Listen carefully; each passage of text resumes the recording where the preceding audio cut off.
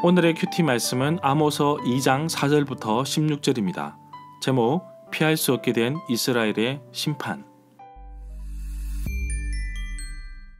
먼저 앞뒤 문맥을 살펴보겠습니다.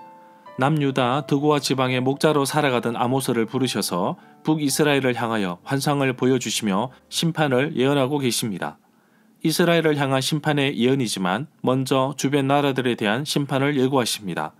다메섹, 가사, 두로, 에돔, 암몬, 모압에 대한 죄를 언급하시며 심판이 예언되었음을 말하고 있습니다.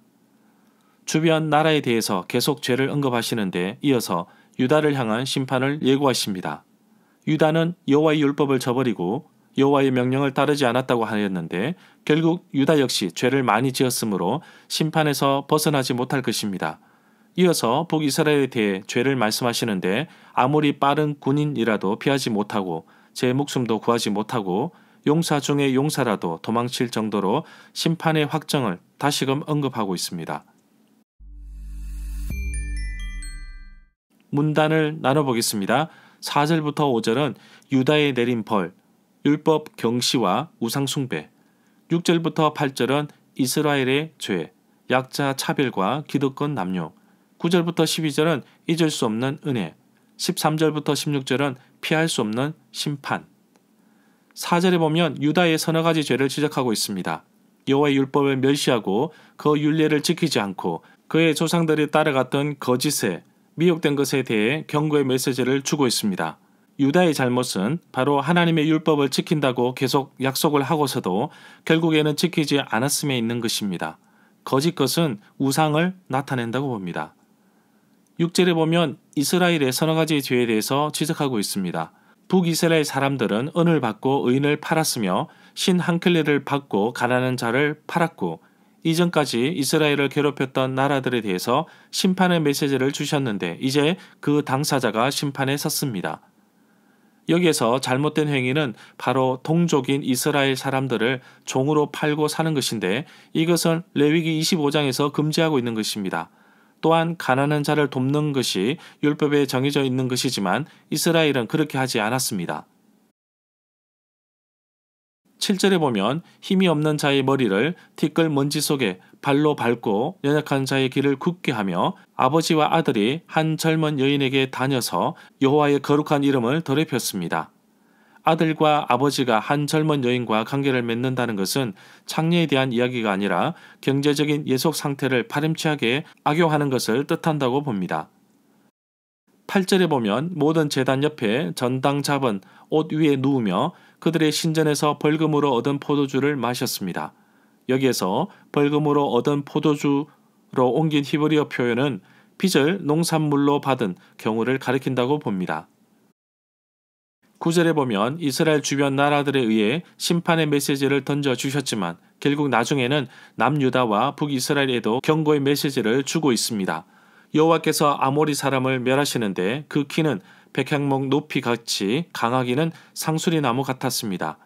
여호와께서 나무로 비유한 나라들의 열매와 뿌리를 진멸하셨는데 이는 단순한 진멸이 아닌 근본적으로 강한 진멸을 의미합니다. 10절에 보면 여호와께서 이스라엘 백성들이 광야에서 인도하셨고 아모리 사람의 땅을 차지하게 하셨고 여기서 아모리 사람은 이스라엘 백성들이 정착하기 전에 살았던 가나안 원주민을 뜻합니다. 11절에 보면 이스라엘 중에 선지자를 또 나시니를 일으키셨는데 이 사실은 이스라엘 백성에게 다시금 말씀하시어 확인하십니다. 하나님께서는 자신의 부르심을 할 사람 선지자 나시린을 세우셨으나 이스라엘 백성은 오히려 활동을 못하도록 막았습니다. 혹시 나의 잘못된 행동과 말로 인해 복음이 전해지는데 방해가 되지 않는지 깊이 생각해 봅시다. 자신의 소견에 옳은 대로 행하였던 사사기 시대를 보면서 정말 삶의 기준이 얼마나 중요한지 발견하게 됩니다. 나의 삶의 기준이 성경 말씀인지 다시금 짚어보기를 원합니다. 12절에 보면 나실인으로서 하지 말아야 할 일, 포도나무의 소산을 가까이 하지 않는 것을 하게 마시게 하였고 선지자에게 예언하지 말라고 명령하기도 하였습니다. 13절에 보면 여호와께서 이스라엘을 심판하시는데 바로 곡식단을 가득 실은 수레가 흙을 누르는 것과 같이 눌러 심판하신다고 하십니다. 누르다라는 히브리 말은 여기에만 나옵니다. 하나님께서 이렇게 누르시며 압박하신다면 어느 누구도 피할 자가 없을 것입니다. 하나님이 누르시는데 견딜 수 있겠습니까?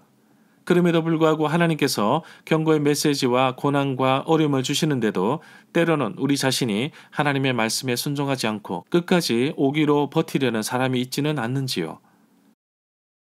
14절에 보면 심판에 달리기를 잘하는 사람도 도망갈 수 없고 강한 자도 자기 힘으로 견딜 수 없고 용사도 자기 목숨을 구할 수 없습니다. 15절에 보면 활을 가진 자도 설 수 없고 발이 빠른 자도 피할 수 없습니다.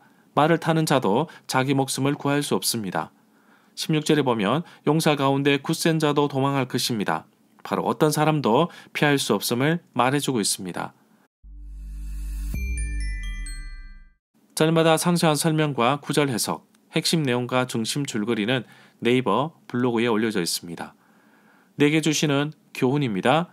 아모스의 핵심적인 내용은 하나님께서 출애굽을 통하여 이스라엘을 구원해 주셨던 것처럼 이스라엘도 힘없고 가난한 자들을 돌봐야 한다는 것입니다. 그럼에도 불구하고 이스라엘은 정반대의 삶을 살았던 것입니다. 하나님의 심판에는 피할 자가 아무도 없습니다. 하나님께서 내리시는 가장 강도 높은 심판은 그냥 내버려 두는 것입니다. 사랑하거나 관심을 가지지 않는 것인데 얼마나 힘들겠습니까? 하나님께 나가서 그분의 사랑과 용서를 받아들이는 것이 가장 현명한 판단입니다. 피할 수 있는 길입니다. 내 이웃을 내 몸과 같이 사랑하라 하신 말씀을 다시금 새겨봅니다. 유다의 제약된 모습을 보며 이해가 되지 않는 부분이 많습니다. 어떻게 하나님의 백성이라고 하면서 여호와의 율법을 저버리고 여호와의 명령을 따르지 않고 거짓된 신, 우상을 섬길 수 있을까요? 오늘날 그리스도인이라고 말하면서도 여전히 하나님과 세상을 동시에 섬기는 모습이 여기저기 보입니다. 신앙의 삶에서는 중간지대가 없습니다. 나의 영적인 상태, 나의 신앙의 상태를 늘 점검하며 죄악된 삶으로 살지 않도록 철저하게 나의 삶을 되돌아보는 하루가 되기를 간절히 소망합니다.